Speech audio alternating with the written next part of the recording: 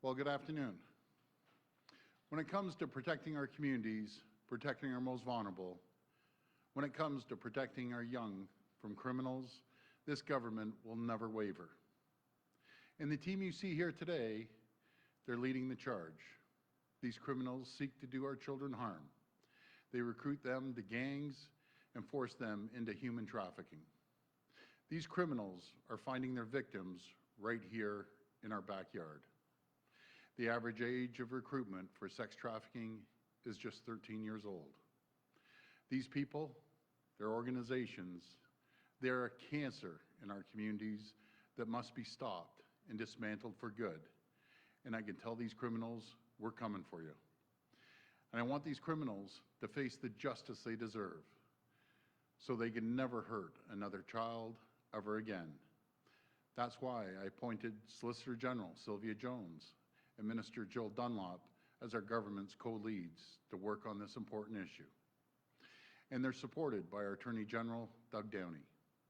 In March, we launched a new comprehensive anti-human trafficking strategy to protect Ontario's children and young women. We committed $307 million over the next 5 years to raise awareness, to protect victims, to intervene earlier, and support survivors, to stop these predators and bring them to justice. And we're just getting the results. Barrie Police arrested 3 men in March and laid 52 charges for sexual exploitation. The Toronto Police Services arrested 10 men in June in another human trafficking investigation. In July, the OPP dismantled a criminal organization involved in the sex trade ring affecting 9 communities. I have to thank our brave men and women in uniform for bringing these thugs to justice and helping these victims escape a living nightmare.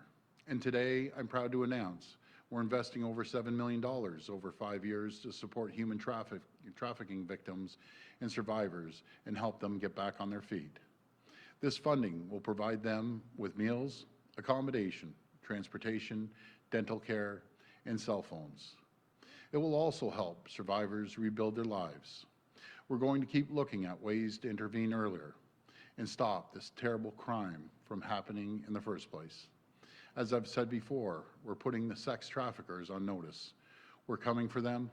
We're giving our police the tools and resources they need to go after those who prey on our most vulnerable. And we're looking at all available legislative tools, and we will have a further update later this fall. I also want to call on the federal government to do more on bail reform and other areas of the justice system. We need to ensure these criminals don't go free on bail. We all have a role to play in protecting our children. Our government is going to keep fighting for our kids and ensure each and every one has the opportunity to reach their full potential and achieve their goals. Thank you, and God bless the people of Ontario. Now I'll hand it over to our Attorney General. Thank you, Premier, and I want to thank you for supporting victims and survivors of human trafficking and for ensuring our provincial strategy to fight this heinous crime resonates in every community across Ontario.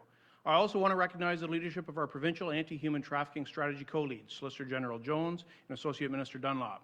As the Premier mentioned, the Ministry of the Attorney General's investment of $7.65 million over 5 years will ensure survivors can access the services they need to rebuild their lives. These funds will expand assistance available to human trafficking victims for accommodations, dental care, transportation, mobile phones, and for court-related expenses. The investment also provides additional funding to Victims Crisis Assistance Ontario providers to do more of their vital work in support of human trafficking victims. Earlier this summer, the Legislature passed the Smarter and Stronger Justice Act, legislation that will make it harder for criminals to hold on to the dirty profits of crimes like human trafficking. It makes it possible for survivors of human trafficking to access compensation and helps police target human trafficking networks. The investments we are announcing today to support frontline victim services across Ontario also build on emergency payments our government made to ensure victim supports were accessible, responsive, and resilient during the COVID-19 emergency and recovery. Those payments included $2.7 million to support victim services and Indigenous justice program providers, and $1.5 million to support partner assault response programs that protect victims of intimate partner violence and hold offenders accountable. Human trafficking is a complex and growing crime that we will only be able to root out of our communities by working together with police, prosecutors, victim services, and community partners. And I look forward to hearing more from Solicitor General Jones and Associate Minister Dunlop on our strategy to put an end to the devastating impacts of human trafficking in Ontario. Thank you. I'll now pass it over to Solicitor General Jones. Thank you, Attorney General Downey. Human trafficking is a vicious and violent crime that targets women and young girls. In addition to its devastating impact on victims, criminal networks are profiting from the exploitation of our young and vulnerable people who simply don't have the knowledge and tools needed to stay safe from this growing and complex threat. We are here today to change that. I applaud the energy and focus our Premier has invested in mobilizing our government to urgently take on this crisis from all angles. And as someone engaged with justice partners on the important matters of bringing offenders to justice and standing up for victims of crime as heinous as human trafficking, I'm encouraged by the actions we have announced here today. This is a needed investment that will expand services and supports available to victims and survivors of human trafficking. These crimes often span across multiple municipal boundaries as traffickers move their victims, often young women and girls and boys, from one community to another in an attempt to evade police detection. That is why, through our comprehensive anti-human trafficking strategy, we have worked with law enforcement, prosecutors, victim support providers, community partners, and across government to take action that cracks down on criminals and to reclaim our communities.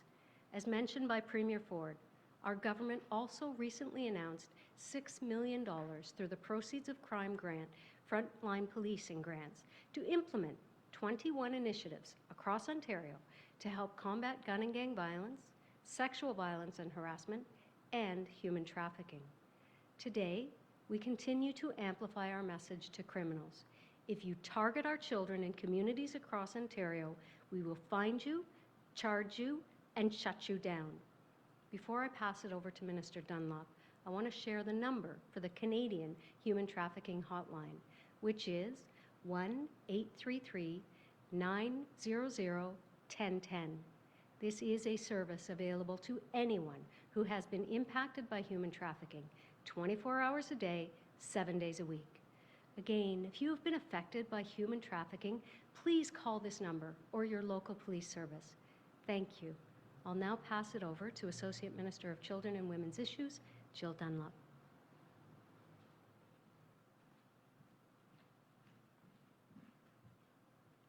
Thank you. I'm pleased to be here today for this important announcement with the Premier and my amazing colleagues to help support victims of human trafficking. Today's announcement is about ensuring those who have been trafficked get the best care to heal. We want to support them with trauma-informed services so that they can move forward into new lives. By supporting victims, we will build a bridge and be more effective prosecutions and increased convictions. Supporting victims is just one of several tools in our government's 5-year, $307 million strategy to fight human trafficking and end child sexual exploitation, which we announced in March. I want to thank our police officers who are taking down these trafficking rings, and I want to thank victim services, sexual assault centers, shelters, and the countless other organizations who are supporting victims and survivors. Your compassion, your ability to listen, and your heart is what is helping turn victims into survivors. You are all heroes who are doing incredible work to provide trauma-informed and culturally specific care. I am pleased that we are able to further support you and work with you to provide real solutions, real care for those impacted, which are often young girls and boys. Finally, I just want to remind Ontarians to stay vigilant and be aware. Parents don't think it can happen in their own communities or to their own kids. Young people don't think it can happen to them or to their friends. But as the Premier said, human trafficking can and does happen right in our own backyards. Sex trafficking is a nightmare existence for those caught in this awful criminal activity, including young girls and boys and their families. Let's raise awareness, call it out, and protect each other from this horrific crime. Thank you. We'll go to the phone line for questions. Just a reminder, one question, one follow-up. We'll go to the first question, please. First question comes from Chris Rushowy from Toronto Star. Please go ahead. Hi, Chris. Oh, hi there. Good afternoon. My questions are actually for Minister Lecce.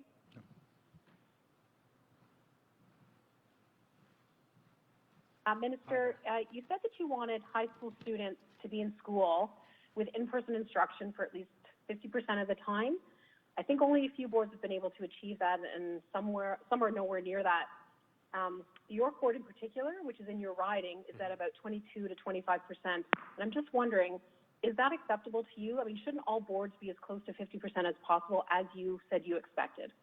Yeah, our request of school boards across the province is, of course, to make sure we maximize in-class instruction, meaning that a child is in their classroom, in their seat, led by a teacher.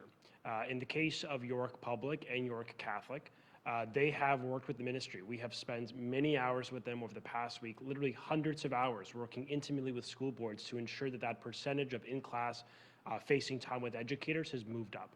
As a consequence of the province's intervention, we're able to ensure a child can be learning in class in York, for example, for roughly 50% of the time. 150 minutes of the 300 minutes in a day will be provided in-class instruction, and the remainder will be done through synchronous online learning, still meaning Zoom-style learning, so the children are able to learn live from their teacher.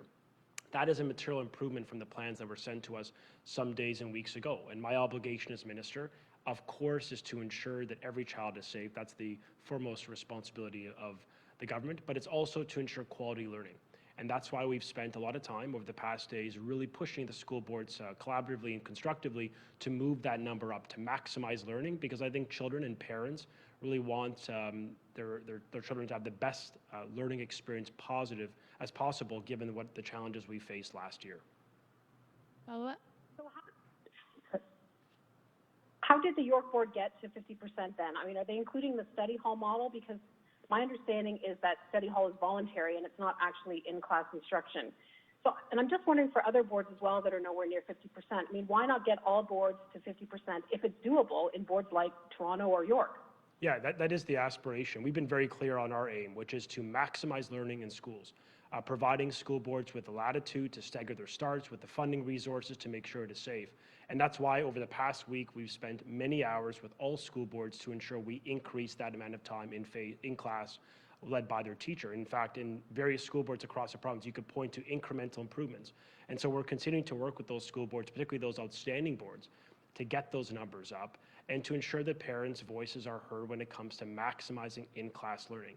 Keep in mind, though, the benefit of, in York's case, for example, is, in high school, like in Toronto, they'd be capped at 15 students. They would be cohorted, and the cohorting model is really essential to minimizing contact with other students, but also ensuring the integrity of our contact tracing system and management system to make sure that children are safe in a school no matter what challenges could arise in the coming weeks. So that is the benefit of the cohort. Students are getting a maximum amount of time, yes, using a study hall model, which we created in the ministry, to make sure that a student can be in their schools for as much of the day as humanly possible. We want to make sure learning is strong in quality and consistent province-wide. Next question. Next question comes from Lucas Meyer from News Talk 1010. Please go ahead. Hi, Lucas. Hi, Premier. Good afternoon, everyone. Good afternoon. On education as well, just following up a little bit on what Kristen was just asking about, either for the Premier or the Minister. You mentioned last week, Premier, that you did not think that the TDSB was being unreasonable when it came to this whole discussion about, smaller class sizes versus instructional minutes, and really focus that frustration on the unions. But you were pretty clear during the summer about certainty of starting on time. Of course, it was September 8th. Now it's going to be the 15th, plus the stagger element. So this delay of the start of the year, a little bit to what Chris was asking about, are you frustrated by this? Is this acceptable to you? Or are you satisfied in whatever reasons you've gotten for the delay?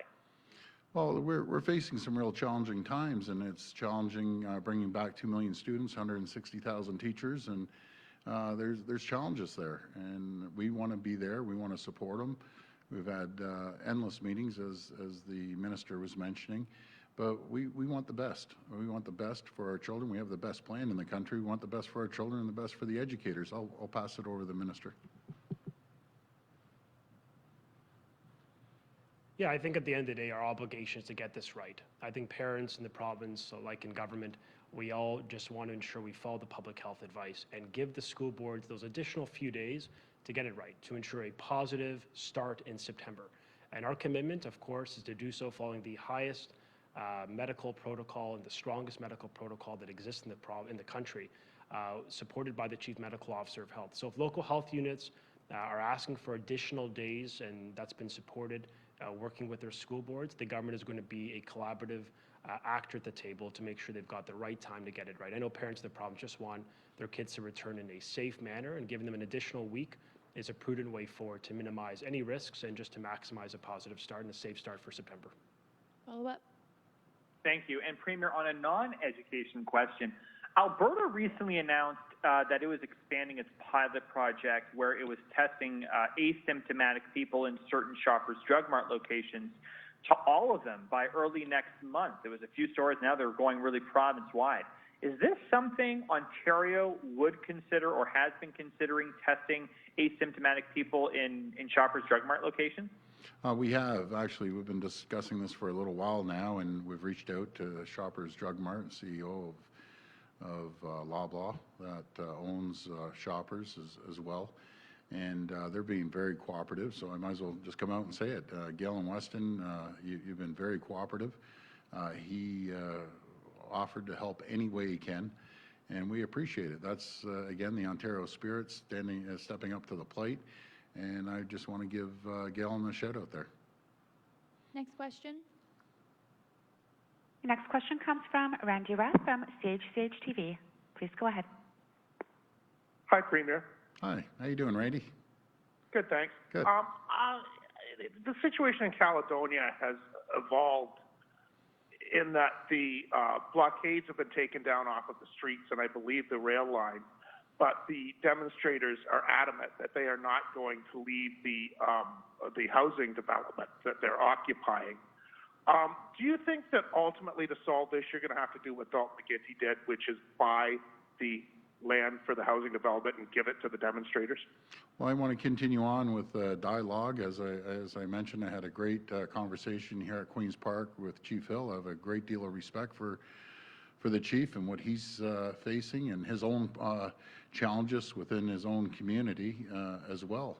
But I'm confident that through dialogue, similar to when the barricades came down, we're going to continue on with the collaboration. And I always say, I'm a big supporter of, always have been from day one, for the Indigenous community right across this province. But we need the support, again, federal jurisdiction, we need the support of the feds to step in here and continue on their conversations with them as well. Follow up. Okay, the demonstrators are also calling for a moratorium on any development in the Haldeman Tract, which is 6 miles on either side of the Grand River from its source to its mouth. Should people be wary of investing in developments on this parcel of land?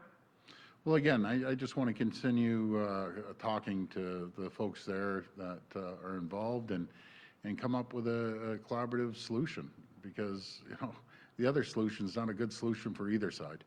So let's just continue talking and collaborating and working with them as we have been. Next question. Next question comes from Tina Yazdani from City News. Please go ahead. Hi, how you doing, Tina? I'm good, thanks, Premier. Good. So mid-August, we saw a promising trend. Ontario's daily case counts were dipping below 100 consistently, and then last week and so far this week, we're back above 100 again. Yeah. I just wanted to get your reaction and insights on this. What are you hearing from medical officers about why this is happening, and are you feeling confident about reopening schools with the current numbers? Well, I'm very confident about reopening the schools. We have the safest and the most cautious plan when it comes to the schools. And I'm glad that some of the premiers are adopting some of our plans. That's a compliment. So not for us again. This is our health table that put this together. Regarding the numbers, I'm watching it like a hawk. So I'll just break it down. Today we had 105 numbers, 75 or close to 75%, 75 out of the 105 cases were amongst 3 cities. And not that they're doing anything wrong, but just want to tell the people, Ottawa, Toronto, and Peel Region. You take away those 3 regions, obviously a big population, the province and the people are doing great. We'd have 30 cases. So in these large urban areas, We just have to keep an eye on it, and it's not spread across these regions. It's in certain areas of these regions that we're really focusing on. Follow-up? Okay, thank you for that. And my colleague, Faiza Amin, has been speaking with a family. Their son is living with autism. He's in a congregate care setting. They're desperate to bring him home for a weekend, bring some normalcy to his life. Lots of families are facing similar barriers and are wondering why the province isn't really focusing on reopening congregate care settings. Are there any plans to ease restrictions there? Yeah, you know, something in the congregate care livings, we're so cautious. Maybe we're a little too paranoid, but I just don't want to see what happened at the one location out in Markham. That was really, really scary. And I understand their families are hurting. They want to see their loved ones. I fully understand that. But to bring them home and then bring them back again, that's tough on the system. It just opens us up for a lot of problems. I encourage people to go see your loved one at the congregate care living. But I understand, I can't, you know, none of us can imagine. I can't even imagine. I say I understand, but I can't imagine because I've never walked a mile in their shoes. And it's so tough on the families. It's heartbreaking that they're going through this. And this is one of the terrible, terrible things about COVID. And let's just keep focused and we'll get through this. Okay, last question. Last question comes from Laura Stone from the Globe and Mail. Please go ahead. Hi, Laura. Hi, Premier. Hi. I wanted to ask you about Aaron O'Toole's win last night as the new Conservative leader. He's had lots of support within your caucus, including your Deputy Premier. But you've also been very complimentary towards Prime Minister Trudeau and the Deputy Prime Minister, especially the Deputy Prime Minister, Chrystia Freeland. So I'm wondering if you are going to be campaigning for Mr. O'Toole and the federal Conservatives in the next federal election. Well, first of all, I want to congratulate Aaron along with all the other candidates. They had a hard-fought campaign, and I understand how that happens. You're all over the place, not to mention they're right across the country. So congratulations to Aaron, and I just encourage everyone to rally around him. As for our relationship with the federal government, we have a phenomenal relationship. I think the world of the Deputy Prime Minister, we were able to get a lot accomplished just by communicating, collaborating, and along with the Prime Minister as well. And I'll work with anyone at the end of the day. And like I say, I don't care what political stripe you're from. If you get elected, I'll work with you. And I've been working extremely well with the federal government, Conservatives or NDP or whoever gets elected. I'll work with them at the end of the day. To answer your other question, no, I'm not getting involved in the federal campaign. I won't be campaigning for anyone, and like I didn't last time either. I am so swamped right here. I'm going literally around the clock every single day, and I can't take my eye off the ball for an election or anything else. So my main focus is Ontario. Will always be Ontario. And good luck to the feds, whoever's running, and good luck to you guys. Follow-up? Why not, Premier? Why wouldn't you campaign for the federal Conservatives? You know, I'm sure there are many Conservatives who think that you can help promote their ideals, especially in Ontario and the GTA, when you were excluded last time. So why wouldn't you work to move forward their agenda?